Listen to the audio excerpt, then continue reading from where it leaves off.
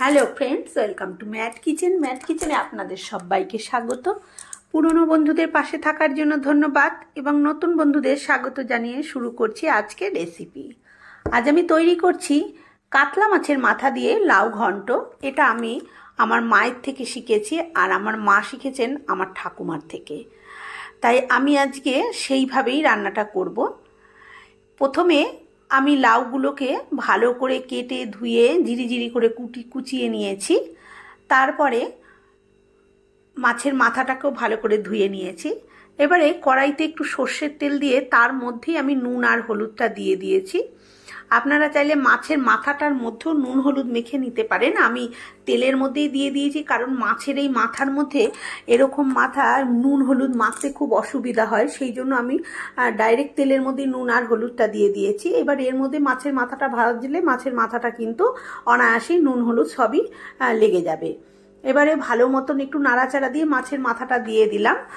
কাতলা মাছের মাথায় কিন্তু অনেক তেল থাকে বন্ধুরা, প্রচুর তেল বের হয় আর ভীষণই টেস্টি, সেটাও খেতে এটাও জানেন ভালো করেই।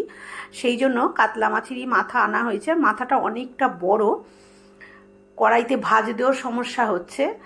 যাই হোক, মাথাটাকে ঠিক আমি উল্টে পাল্টে লালচে করে ভেজে নিয়েছি দেখুন। আর কড়াইয়ের মধ্যে তেলের মধ্যে হলুদ দিলে কিন্তু তরকারিতে খুব সুন্দর কালার আসে।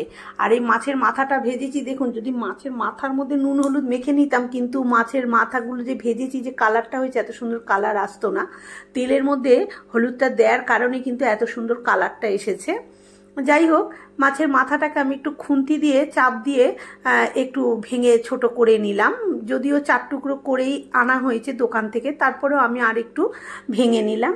মাছের মাথাটাকে ভালো করে ভাজা হয়ে গেছে। এবার বন্ধুরা আমি মাছের মাথাটাকে এইভাবে তুলে নিচ্ছি। আপনারা চাইলে একটু কমও ভাজতে পারেন। আমরা একটু লালচে করে মাছের কোনো কিছুই ভাজলে আমাদের খেতে চায় না, না ভাজলে, সেই জন্য আমি একটু লালচে করেই ভেজেছি। এবার এই তেলেই বাকি রান্নাটা করে নেব আমি। প্রথমে আমি জিরে ফোড়ন দিয়ে দিয়েছি। জিরেটা ভালো মতন ফোড়ন হয়ে গেলে আমি লাউগুলো দিয়ে দিচ্ছি। আমি এখানে শুধু জিরে ফোড়ন দিয়েছি। আপনারা চাইলে এখানে গোটা গরম মশলা, তেজপাতা, শুকনো লঙ্কা সব কিছু ফোড়ন দিতে পারেন, কিন্তু যেহেতু আমি আমার ঠাকুমা মা যেভাবে রাঁধতো সেভাবে করছি, তাই আমি সেইভাবেই শুধু জিরেটাই ফোড়ন দিলাম। আগেকার দিনে মা ঠাকুমারা কিন্তু বেশি মশলা ব্যবহার করতো না, কম মশলা দিয়েই তারা কিন্তু রান্না করতো, কিন্তু সেই রান্না খুবই সুস্বাদু খেতে হতো। এবারে লাউটা দিয়ে আমি এইভাবে উল্টে পাল্টে লাউটাকে নাড়াচাড়া করে দিচ্ছি, কিন্তু লাউয়ের মধ্যে আমি এখন কোনো লবণ দেব না, লাউটা ঢাকা দিয়ে দেব। কারণ লবণ দিলে লাউ থেকে প্রচুর পরিমাণে জল বেরোবে, সেই জল গ্যাসের আছে মানে শুষিয়ে নিতে কিন্তু অনেকটা আমাদের গ্যাসও পুড়ে যায়। সেই জন্য আমি এখন লবণটা দেব না।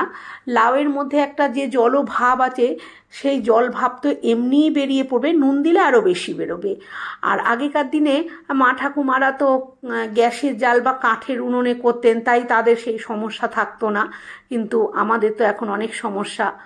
যাই হোক, দেখুন লাউ থেকে কতটা জল বেরিয়েছে, নুন দিইনি তাই, নুন দিলে আরও বেরোতো। এবার আমি 1 চামচ হলুদ গুঁড়ো দিয়ে দিয়েছি, আর এখানে দিয়ে দিলাম আমি কাশ্মীরি লাল লঙ্কার গুঁড়ো। যদিও তখন সেই কাশ্মীরি লঙ্কার গুঁড়ো ছিল না, তাই জন্য মা ঠাকুমারা একটু শুকনো লঙ্কাই ভেজে বেটে আর কি দিয়ে দিতেন, কিন্তু আমি একটু কাশ্মীরি লঙ্কার গুঁড়ো দিলাম একটু কালার হওয়ার জন্য। আর 1/2 চামচ মতন ঝাল লঙ্কার গুঁড়ো দিয়েছি। আর এখানে আমি দিয়ে দিচ্ছি 4-5টা কাঁচা পাকা লঙ্কা দিয়েছি, দিয়ে এবার নাড়াচাড়া দিয়ে ঢাকা দিয়ে দিলাম। মিনিট 2 পর আমি ঢাকনাটা খুলেছি, দেখুন কত সুন্দর কিন্তু কালার এসেছে।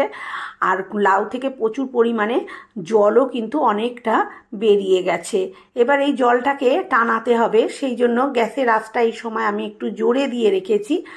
আর এবারে আমি নুনটা অ্যাড করে দিচ্ছি, কারণ নুনটা না দিলে আবার লাউটাও চেয়ে চেয়ে থাকবে, সেদ্ধ হতে চাইবে না, সেই জন্য এই সময় আমি কিন্তু একটু লবণ দিয়ে দিলাম। লবণটা দিয়ে এবার খুব ভালো মতন এইভাবে আমি একটু নেড়ে চেড়ে লবণের সাথে মিশিয়ে দিচ্ছি। এবারে আমি দিয়ে দিচ্ছি যে ভেজে মাছের মাথাটাকে ভেঙে চুড়ে রেখেছিলাম, সেই মাছের মাথাটা এখানে আমি এই সময় অ্যাড করে দিচ্ছি।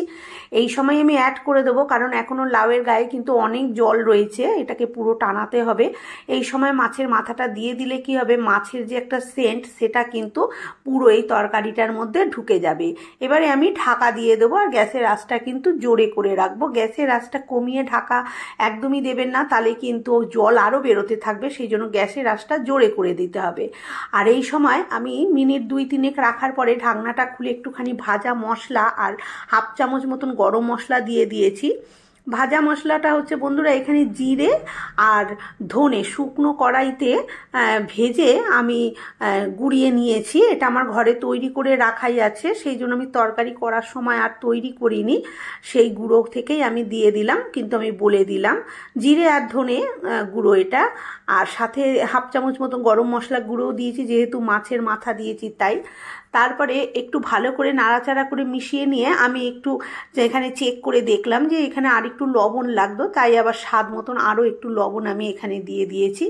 এখন কিন্তু দেখুন জল কিন্তু নেই, জলটা অনেকটাই টেনে গেছে, তবে এখনও কিন্তু যদি নামিয়ে নেওয়া হয় কিন্তু জল কাটবে তরকারি থেকে, সেই জন্য এটাকে পুরো যতক্ষণ না জলের ভাবটা পুরো যাচ্ছে ততক্ষণ আমি এটাকে নাড়াচাড়া করে রান্না করে নেব। আর যেহেতু লাউ ঘন্ট সেহেতু একটুখানি চিনি দিয়ে দিলাম স্বাদটা ব্যালেন্স করার জন্য।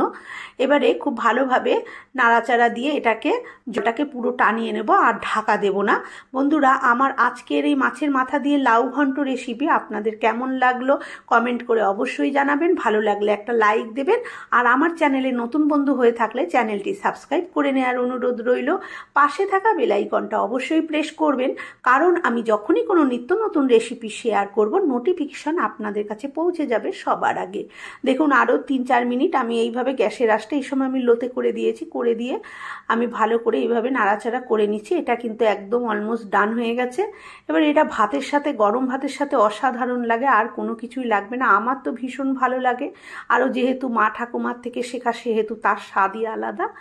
এটা কিন্তু রেডি হয়ে গেছে, এবার নামিয়ে নেব। বন্ধুরা আজকের মতন এই পর্যন্ত, আবার হাজির হয়ে যাব অন্য কোনো রেসিপির সাথে। ততক্ষণ ভালো থাকবেন, সুস্থ থাকবেন, ধন্যবাদ।